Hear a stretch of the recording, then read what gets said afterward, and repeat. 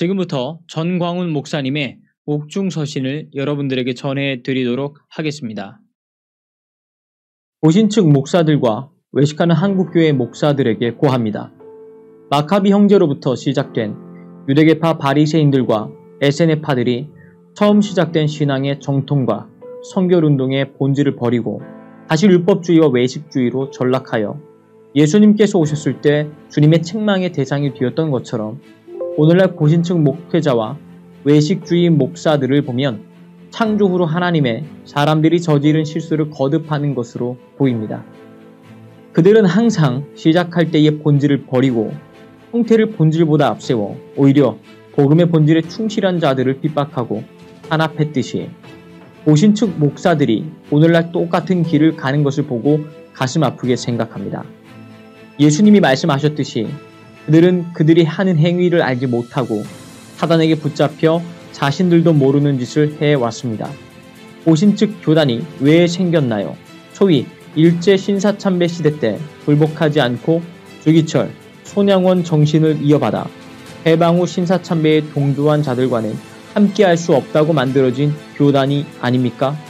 그 후 자경신학과 WCC를 비롯한 에큐메니컬 운동에 함께할 수 없고 정통 복음주의 신학의 이론과 칼빈주의 주권신학으로 이어온 고신교단이 오늘날 마치 예수님 당시 바리새인과 사두개인들과 같은 존재로 변질하여 복음주의자들과 성령운동하는 자들을 핍박하고 애국운동하는 목사들을 탄압하고 오히려 주사파 정치에 동조하는 것은 무엇인가 크게 잘못되어 가고 있다고 봅니다. 저는 여러분들이 여러 가지 이유로 저를 탄압하여도 신경 쓰지 않는 것은 여러분들의 조상들이 항상 그런 짓을 해온 것을 알기 때문입니다. 물론 고신측 목사들과 저를 탄압하는 자들이 다 그렇게 한 것은 아니지만 근본 총회에서 저를 이단성 혹은 이단 옹호자라고 빡하는 내용을 보면 첫째, 모세 오경만 성경이고 나머지는 해설집이라고 하는 문제입니다.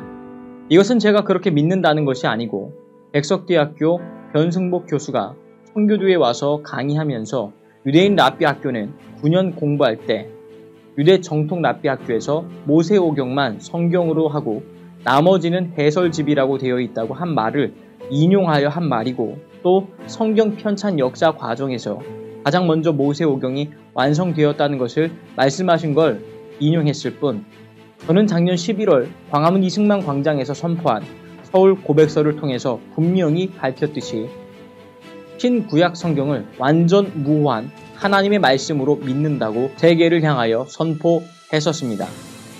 사람을 정죄하거나 비판할 때는 사실조사를 정확히 하든가 당사자인 저에게 공식 질문조차 하지 않고 하는 행위는 사단적 행위로 볼 수밖에 없습니다.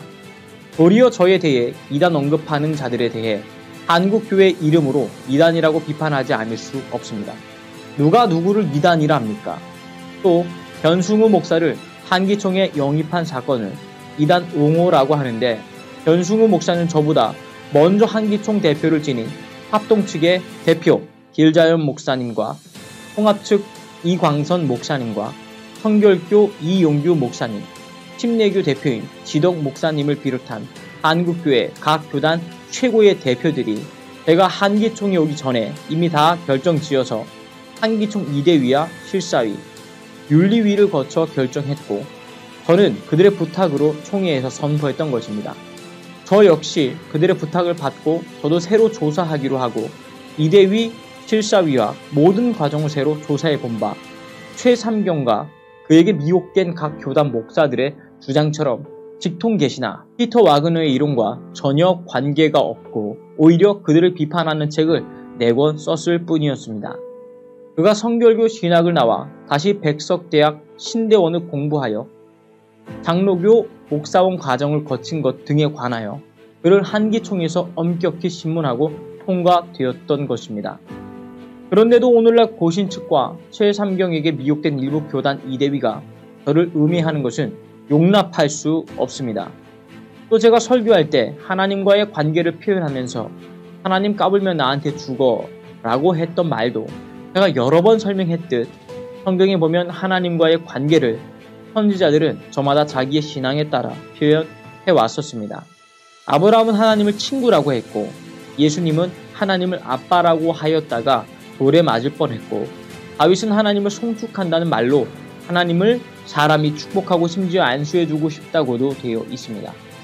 심지어 호세아에는 하나님이 사람에게 장가든다고 했고, 나아가서는 하나님의 관계를 침상에서 만났다고 했던 것은 모두 다 하나님과의 관계를 친밀하게 각자의 표현으로 나타낸 것이라고 수없이 설명했는데도 아직도 비본질적 말을 가지고 의미하는 것은 예수님이 말씀하셨던 세상이 나를 핍박하는 것은 내게 속하지 않았다고 하신 것처럼 저를 의미하는 자들을 보면 바리새인들처럼 하나님의 복음의 본질을 전혀 모르고 껍질만 붙잡고 밥 먹고 살려는 사람들로 보입니다.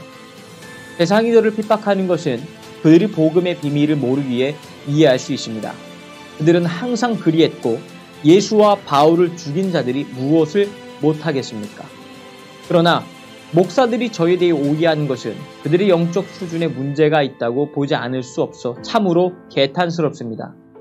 객관적으로도 저는 대한예수교 장로회 대신 측 김치선 신학을 정통으로 공부하였고 그의 아들인 김세창 대신에서 목사 안수를 받아 지금 대신교단의 총회장과 한기총 대표를 역임했고 선교도 훈련을 통하여 국내외 8만 7천 명의 목회자들을 훈련해왔고 2,500회의 부흥회를 통해 각 교단, 대표 교회와 연합성회, 특히 지난 1년 동안 광화문에서 수천 명의 국민들을 대상으로 애국 기도회를 인도했으며 지금도 한국교회 각 교회 최고의 원로 목사님들과 신학자들의 절대적 지지를 받고 진행하고 있습니다. 누가 누구를 이단이라 합니까? 그럼에도 불구하고 지극히 소수의 무리들이 잘못된 선동에 빠져 저를 왜곡 비판한다면 대다수의 목회자와 원로들과 신학자들이 저를 지지하는 것에 대한 도전이라고 볼 수밖에 없습니다. 오히려 저는 그들을 이단이라 규정하겠습니다. 존경하는 동역자 여러분, 우리가 이런 일에 허탄할 시간을 허비할 시간이 없습니다. 교회를 담고 있는 대한민국이 무너지고 있습니다. 이것은 저의 말이 아닙니다. 전 총리인 노재봉 총리와 정홍원 총리를 비롯한 많은 지도자들이 대한민국은 조용하게 해체되고 있다고 말하고 필무 현장에 있었던 정병호 검사도 며칠 전 37년 동안의 검사직을 퇴임하는 퇴임사에서 대한민국은 절체절명의 위기에 놓여 있다고 했습니다.